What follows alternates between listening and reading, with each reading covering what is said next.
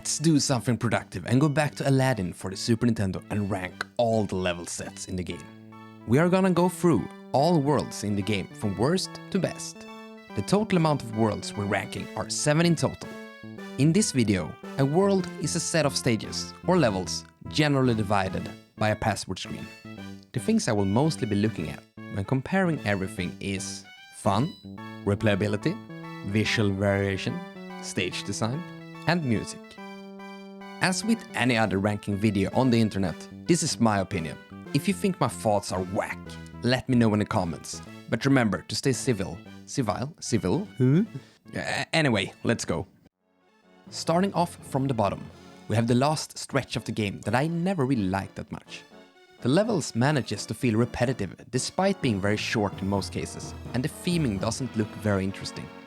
There is also something about the music track used here that never resonated with me. The ominous tone about it fits the stage, but I still think it comes off as boring. This dude here with the sword attacks, they are repeating him from many of the collectibles in the stages far too many times. Although, it kind of is the only mechanic that's introduced that's somewhat fun to utilize, as you have to jump on the thrown sword to reach higher. Alongside this one, where you can swing off lanterns and make the soldier below die by flames. And speaking about flames, you can also use them to grill this chicken here. Yummy! There are 2 bosses here, one of them being regular Jafar. This fight is also not very fun, as you're mostly waiting for him to give an opening so you can jump on his head. His sliding attack is an insult to your intellect, as you will never be hit, as you can just stand at the side of the screen every time, which is super obvious. I don't think cheese tactics should be this obvious in a fight this late in a game. The second boss fight is the snake version of Jafar, and this fight got the aesthetics nailed down. It's really cool to be fighting in the midst of all the flames on top of the snake's body while it's moving like this. The fight itself is also more fun than the previous one, since you're having more opportunities to actually hit the boss and don't need to wait around too much. But because of this instead, the fight is just over way too quickly. The balance just isn't there, in my opinion. The game classifies this as a bonus stage, but here, I'm putting it in its own place in the list. The stage is very short and there is no way to lose, but they are getting the visuals just right. So much so that I'm gonna put it one step above AGRABAH Castle. It is a unique stage overall, no matter what era of gaming you're comparing it to. The level starts off with Aladdin and Jasmine flying on the magic carpet. The iconic song from the movie starts to play. The blue birds from the movie flies next to them.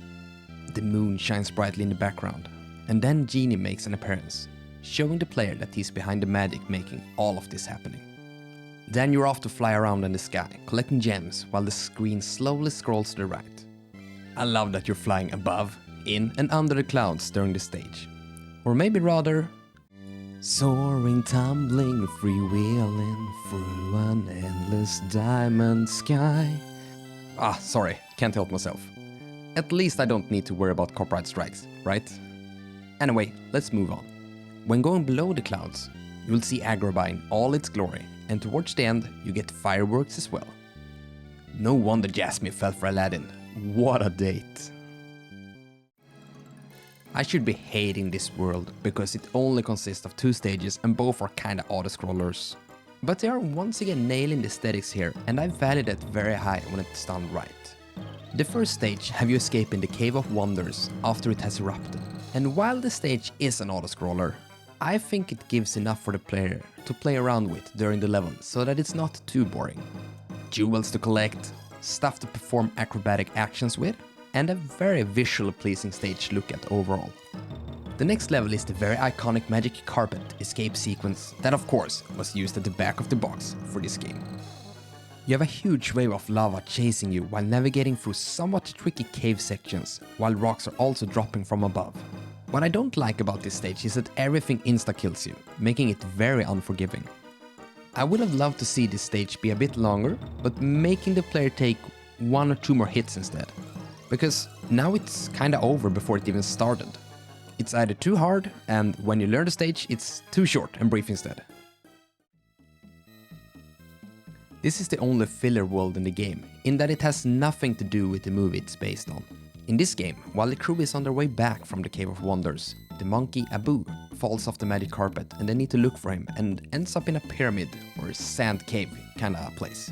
And I happen to think that it's kind of a fun place to be in. The levels themselves strikes a good balance in difficulty with some interesting collectible placements here and there. Aladdin is also given a few spaces to practice his acrobatic skills at. The ending of the world is somewhat interesting as you're expecting a boss fight but instead get Abu stuck in a small statue. Jumping on it once reveals that the monkey was hypnotized this whole time and that's why he's been running further into this place from the very start. I like when expectations like this are turned on its head and absolutely don't mind not getting a boss fight here. The world does get a minus point though for a somewhat boring music track used throughout it. Now we're getting into the really good stuff. This world is divided into two stages. The first one is a very fun cave level, having you swinging from stalactites, killing bats with some precise apple aiming, and avoid falling to your death while collecting gems. When describing the level it doesn't sound like much, but it's overall just very fun to play. In the end of the first stage, you're finding the treasure room, which is one of the most visually pleasing places in the whole game. This is probably a good proof of why I'm called Greedian rather than Tedian. Money! Gold! It's also here where you meet the magic carpet for the first time. And the ending of the stage has a unique ending sequence where he shows you the way forward. Cute! The second stage of the world is another cave theme level where the main mechanic is to make use of the floating logs while exploring surrounding areas and opening the way forward by making use of Aladdin's body weight while hanging from ropes, like this. This level has one of my favorite secrets as well, where you're going down one of these two holes to find a permanent health upgrade. The hint you're getting for there being something down there is that the logs keep on moving to the right when ascending towards the end of the stage. I don't really know why, I just always like this secret. Another crucial, but very small detail of this stage is that you can jump off the rocks that comes rolling down. This adds variation in how to avoid them, as you can both jump over and on them. Now, this world. Oh, what a start to the game. Nothing in this game compares as well to the source material as Agrabah does.